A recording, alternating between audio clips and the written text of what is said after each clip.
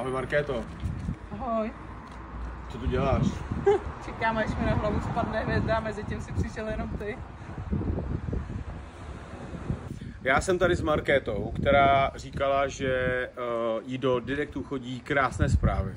Ale my nechceme, abyste jí psali do Direktu, my chceme, abyste označovali tady dolů do komentáře někoho, o kom si myslíte, že by Markétě stačil výzdách. Protože soutěžíme o řidičák za 25 000, skupina oprávnění B. A ty tu stojíš před tvým autem. A i když to nedává vůbec smysl, proč stojí před tvým autem, tak chci říct důležité sdělení, a to je, že soutěž stále probíhá a najdou ho na odkazu tady. Tady ho najdou. Najdou ho? Najdou Ne, ho tam ho nenajdou. Proč ho tam nenašli? Kousek vedle ho najdou. Kousek vedle, takže kousek vedle ho najdete. Ještě kousek. Jak se identifikuješ? Jako žena samozřejmě. Takže ho najdete tady. Ne, najdete ho tam.